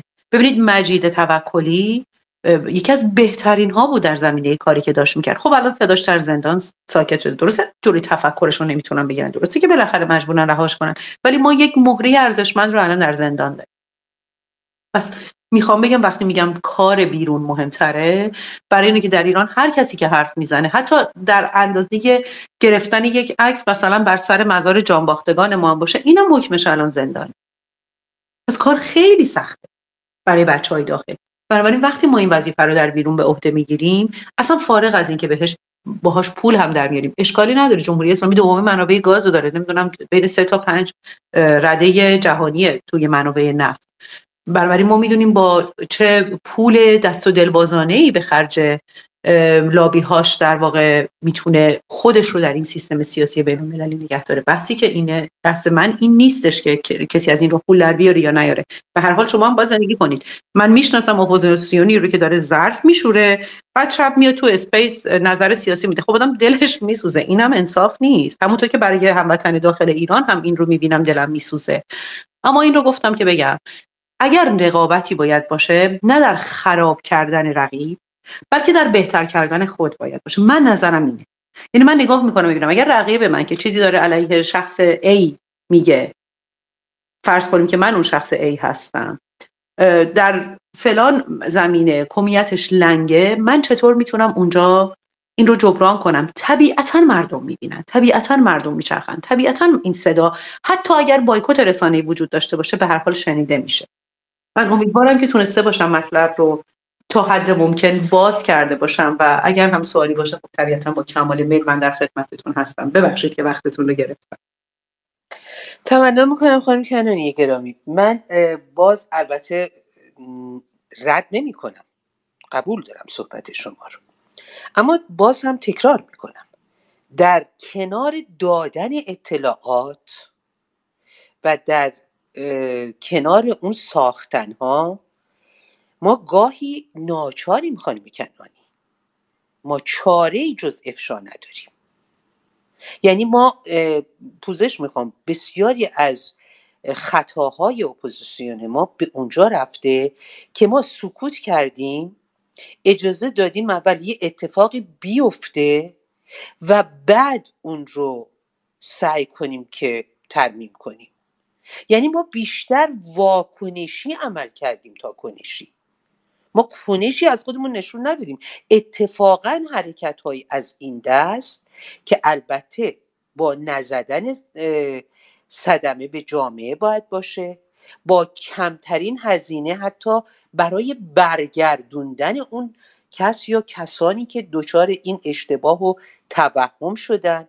به عنوان مثال یکی از خانم‌هایی که خب آمدند و راجب چارقد و نمیدونم صحبت‌هایی راجب حجاب و اینها میکردن، بنده با تواضع تمام و با افتخار تمام ایشون حتی دعوت کردم به برنامه خودم و اولین جمله‌ای هم که خانم کنانی بنده خدمت ایشون گفتم امیدوارم که همه ما از اشتباهات دیروزمون درس بگیریم و بتوانیم برای جبران اون ایرانی بهتری باشیم. اما ایشون نه تنها این کار رو نکردند، بلکه کم کم کم کم به قول معروف میگن پی آوردن، چربی که زیاد شد کل ماجرا رو میخواستن به هم بزنن. اونجاست که من میگم که ما نمیتونیم رها کنیم خانم کنانی. ما نمیتونیم که اجازه بدیم که یک هسته‌ای که میدانیم چرکینه، وقتی که یک به اصطلاح چرک کوچیکه ولش کنیم و وقتی تبدیل به یک دملی شد که خطرناکه و بعدم میشه سرطان جامعه، اونجا خطرناکه. البته بنده یک جا رو اون وقت میتونم با شما شاید به توافقی برسیم خانم کنانی. و کسانی که شخصیت‌های سیاسی حتی منفردین یا حالا جمع هستند میتونن که در راستای حرکتی که انجام میدن، همونطور که فرمودین اون کاری رو که صلاح جامعه هست برای منسجم کردن نیروها انجام بدن، ولی کاری رو که منتقدین باید انجام بدن رو هم باید پروانه درست به اونها داده بشه که جلوی احتمالات خطرناک به باور من گرفته بشه. حالا البته میتونه که این گمان من و اون پند شما در هم شاید بیامیزه و بتونه یک جواب کلی‌تری رو بده و شاید هم نه، ولی با احترام تمام به صحبت‌های شما اگر اجازه بدین من فقط یک کوتاه گزارشی رو از بانو پرستو داشته باشیم و باز هم سپاسگزار از حضورتون. پرستوی گرامی شما میتونیم با ما صحبت بکنین؟ اگر میکروفون رو باز کنین صدای شما رو داریم. الان جزو اسپیکرها هستین عزیزم. درود به همه بانوان گرامی، امیدوارم که صدای من خوب باشه و سپاسگزارم از اینکه این وقت رو در اختیار من گذاشتین. عرضم به حضورتون همونجور که اعلام کردم یعنی با بانو هایده صحبت داشتم. دیروز جلسه بود که آکسفورد یونیون در واقع از شیرین عبادی دعوت کرده بود که ایشون بیاد سخنرانی بکنه و خب دانشجوهای آکسفورد هم که اونجا بودن اونم حضور داشتن که سوالات خودشون رو مطرح بکنن. میتونم بگم حرفایی که زد کلن حرفای بدی نبود، ولی این حرفا رو اتفاقا به خودشم گفتم و یه آقای دیگه که ایشون هم یکی از دانشجوهای اونجا هستن و هوادار پادشاهی هستن اعلام کردن، گفتن این حرفا رو ما تو پابلیک از شما نمیشنویم، در مجامع عمومی وقتی تو تلویزیون این ور حاضر میشیم ما این حرفا رو از شما نمیشنویم، ما حرفای کاملا چی میگن کاملا جانب گرفته به سمت چپ یا مخالف شاهزاده صحبت میکنید، ولی اینجا حرفایی که میزنید متینه. به هر حال باید قبلش اعلام بکنم که بانویی رو که به عنوان مترجم با خودشون آورده بودن، ایشون کاملا مطالب رو به نوعی که خودشون میخواستن ترجمه میکردن. خیلی جاها چیزایی رو حذف میکردن یا کامل مطرح نمیکردن یا اون چیزی رو که خانم عبادی میگفت ترجمه نمیکردن. حتی سوال خود منو به نوعی سانسور کردن، کامل نپرسیدن. ولی به هر حال با تمام مشکلاتی که اونجا بود، اولین کسی که سوال کرد ازش من بودم، دستم بلند کردم ازش خواستم پرسش بکنم اینکه خودت توی یکی از اینترویوهاش خودم دیدم اینو توی یوتیوب که کسی که باش اینترویو میکنه ازش میپرسه که چرا انقلاب کردین؟ سال 57 مشکلتون چی بود که انقلاب کردین؟ میخنده و میگه که بیعقلی. تنها جوابش همینه، بیعقلی. منم همین سوال گفتم شما 45 سال پیش زمانی که شورش 57 پا شد شما خودتون اعلام میکنید که بیعقلی بود. الان که 45 ساله به نوعی هم دستن در کار حکومت بودین، تو حکومت بودین، میدونین که حکومت چه بلاهایی سر مردم آورده. بعد از گذر 45 سال چرا نمیاین در سمت درست تاریخ بایستین؟ صداهایی که از داخل ایران میاد که همه ما میشنویم، جوانای ما همه فریاد میزنن و شاهزاده رضا پهلوی رو میخوان. چرا شما میرین کنار بازم اصلاح طلبا و تجزیه طلبا قرار میگیرید به جای اینکه در سمتی بایستید که جوانای ایران میخوان؟ حداقل الان دیگه بعد از گذشت این زمان و بنا به گفته‌های خودتون در واقع باید صدای جوان‌ها رو بشنویم و باید از اونها حمایت بکنیم. بعد خانمی که داشت ترجمه میکرد دقیقا این مطلب اول منو کامل حذف کرد، یعنی برگشت گفت یکی از اینترویوهای شما رو دیدن که چرا انقلاب کردید و شما هم پاسخ خودتون رو دادید. کامل ترجمه نکرد برای اون دانشجوهایی که اونجا بودن.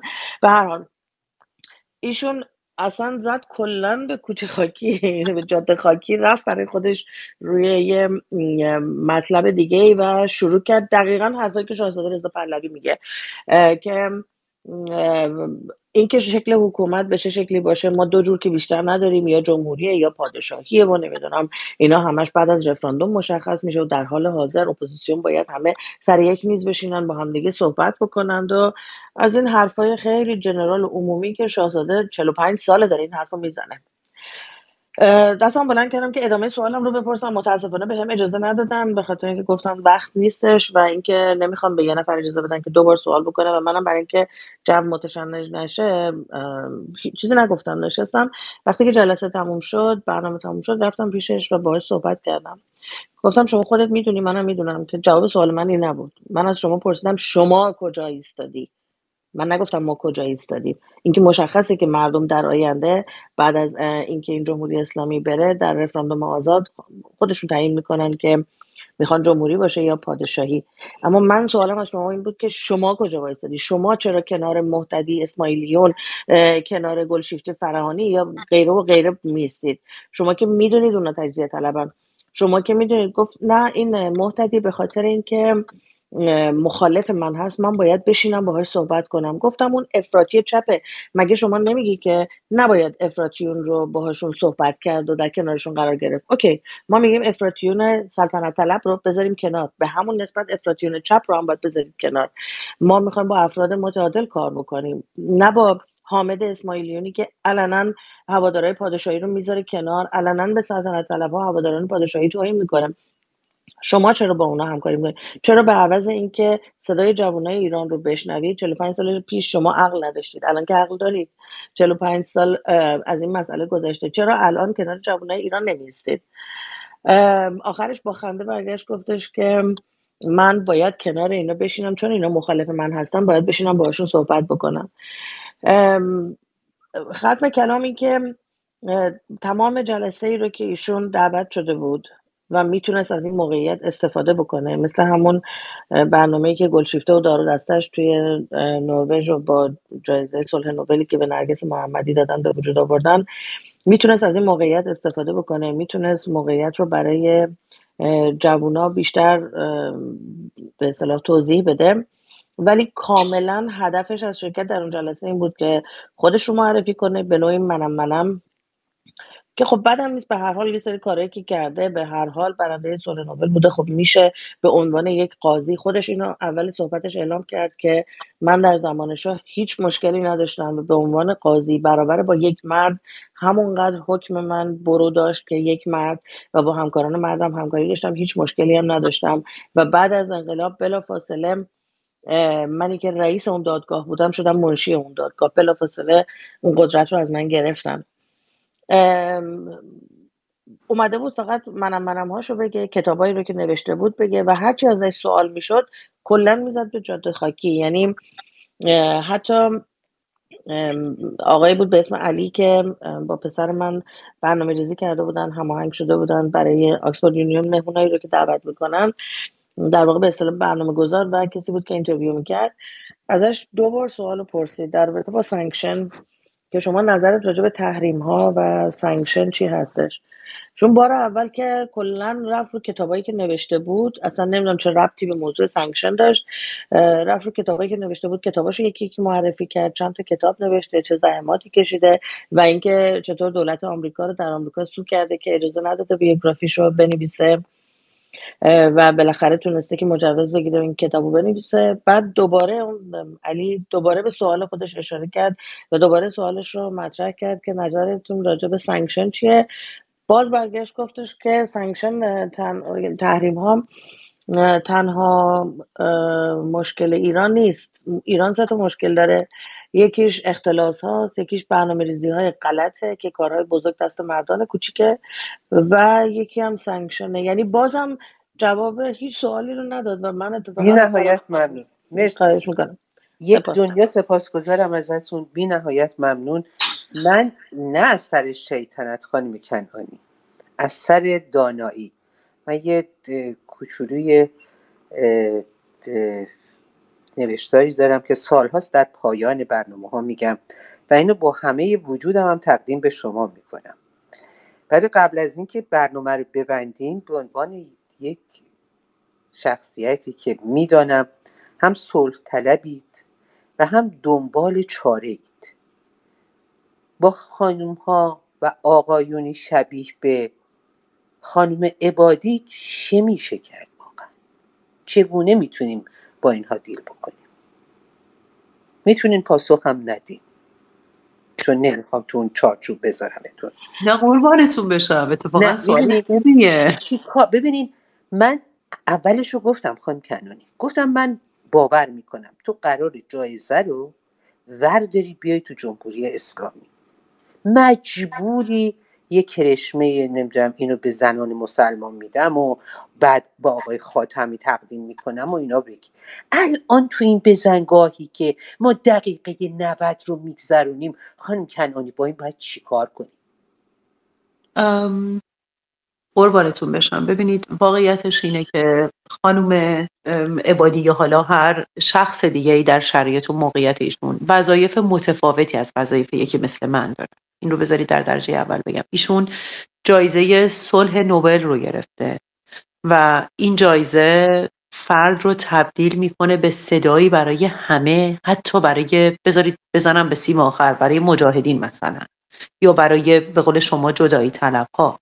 یعنی ایشون نمیتونند خودشون رو و نگاه سیاسی واقعی خودشون رو، من که نمیدونم این نگاه سیاسی چی هست، چون دقیقاً ایشون هیچ وقت نمیتونن حتی اینو دیگه عنوان کنن، نمیتونن خودشون رو و نگاه سیاسی خودشون رو اعظم و مقدم قرار بدن بر اون وظیفه‌ای که یک چیزی مثل جایزه صلح نوبل براشون میاره. اولا که ایشون دیگه تبدیل میشن. ببینید متاسفانه اشکال این جایزه ها در نگاه اول اینه که شما رو از موضع خودتون میکشه بیرون، در یک جایی میذاره که شما باید در همه سمتی بایستید. ببینید به خانم پرستو توضیح دادن، گفتن فلان جناحی که میفرمایید مخالف منه، پس من باید بشینم باهاش صحبت کنم. این حرف هم نشون میده در واقع که ایشون خودشون رو در واقع ناجرم، شاید هم از روی ناچاری، فراجناحی میدونه. یک بحث دیگه هم نشون میده یک نگرشی وجود داره در بخشی از فعالین حقوق بشری که برندگان جایزه صلح معمولا جزو اونان، که آخه فعالیت حقوق بشری الزاما فعالیت سیاسی نیست و بالعکس. یعنی فعال سیاسی میتونه الزاما فعال حقوق بشری نباشه و اگر من بخوام خیلی واضح صحبت کنم اصلا نباید باشه. واسه همین که گفتم سوال بکنم جان دلم. پس کلا این جوایز بلند و کوتاهی که از بعد از 57 به همه اینها داده شده اسمش صدا خفه کن نیست؟ ببینید جریان قوی لابی وجود داره توشون. جایزه کلا با لابی، یعنی ببینید شما وقتی امروز قربونتون برم خانم کنانی، وقتی شما امروز میگین و کاملا هم درسته، منطق حکم میکنه که وقتی تو طبق اون قوانین اون اومدی باید همونطور که فرمودین همه جناح حتی مجاهدین رو هم کنار نگذاره، بگه که همه اینها در آینده ایران با گذشتن از اون اشتباهاتی که داشتن حتما همینه دیگه، میتونن بیان کنار هم قرار بگیرن و یه ایران آباد و آزاد رو بسازن. درست میگم؟ ولی آیا این همون اتفاق حقیقیه که میتونه؟ ببینین الان من و شما که جایزه رو نگرفتیم، درسته؟ آیا این زبان بسته، این بدبستان ها، آخه با همه احترامی که برای همه زندانیان قائلم، این خانم نرگس محمدی چی کار کرده که به نظر شما الان یه دفعه وسط این هیروویری جایزه باید بگیره؟ بعد یعنی یک نفس میگه زندانیان سیاسی، یک نفس مرید کی هستم؟ فائزه رفسنجانی. فائزه رفسنجانی که علنا بعد از انتخابات اعلام میکنه که بنده اصلا موافق نیستم با رفتن جمهوری اسلامی. براندازی چیه؟ ببینید اینا پس همه یک پوزش میخوام، یک رشته های تنیده شده است که برگردن حتی بسیارانی از اینها که صالح هم میتونن باشن، میتونستن آدم های صالحی باشن، ولی با گرفتن این جایزه ها پس ساکت شدن دیگه. اگر اشتباه میگم حتما منو تصحیح کنین. احتمال داره که یک چنین پیامدی داشته باشه. فرد همینطور که عرض کردم موظفه، البته حسنی هم داره. برای مثال شما میگید خب خانم محمدی رو ما به عنوان یک فعال اصلاح طلب میشناختیم و وقتی که ایشون این جایزه رو میگیرن دیگه نمیتونن اصلاح طلب باشن، فقط موظفن که صدای زندانی سیاسی پادشاهی خواه هم باشن، موظفن که پاشون رو یعنی همیشه اینطور نیستش که صدا خفه کن باشه، بلکه ایشون رو در واقع از یک میکروفون به یک مگافون تبدیل میکنن. ولی خب چون این تبدیل صورت میگیره مجموعه صداها کوچیک یعنی در واقع از صدایی که مثلا از تیپ‌های مختلف میاد طبیعتا کوچیک‌تر میشه که برآیندش بشه آقا صدای ایران، صدای زنان آزادیخواه، یا از اون بالاتر صدای زنان مبارز در جهان. بنابراین کسی که جایزه حقوق بشری میگیره عملا دیگه فعال سیاسی به اون شکل کلاسیکی که ما میشناسیم نیست. فعال سیاسی باید تاکتیک‌های سیاسی بلد باشه، باید پالیسی میکر باشه، باید استراتژی پلنر باشه. اگر اینها رو بلد نیست فعال سیاسی نیست. باید بتونه نریتیو ها رو تغییر بده، دیسکورس رو بشناسه. شما باید بتونید این دیسکورس رو تغییر بدید. شما باید بتونید این دیسکورس رو از سطح پایین حتی هژمون کنید، غالب کنید بر فضای عمومی. باید بتونه صداهای مختلف رو بشنوه، باید بتونه حتی این انتقاد به خود رو بپذیره. من خیلی رو راست بهتون بگم، خانوم عبادی رو حتی زمانی که در منشور بودن به عنوان یک مشاور حقوقی در منشور میدیدم، نه به عنوان یک فعال سیاسی. برای من ایشون یک چهره سیاسی نیستند و بنابراین در واقع این دفاع از ایشون نیست. برای اینکه اصلا چیزی نیستش که بخوایم دفاع کنیم یا نکنیم. اون چیزی که هست اینه که نقشی که ایشون ندارن رو بهش نسبت ندیم، چون بعداً اونو برآورده نمیکنه و ما دچار زدگی میشیم و این در مجموع یک ولی یه یه جا اشتباه نباید بکنه. ببینین قبول دارم این همه صحبت‌های شما پسندیده است، ولی وقتی ایشون برقل آقای شریعت مداری قراری بره بشینه با یه عده تجزیه طلب صحبت بکنه، ما اونجا نمیتونیم ساین بزنیم که ایشون نماینده ما نیست، ایشون کار سیاسی نمیتونه بکنه، اصلا کل ماجرا از اساس اشتباهه.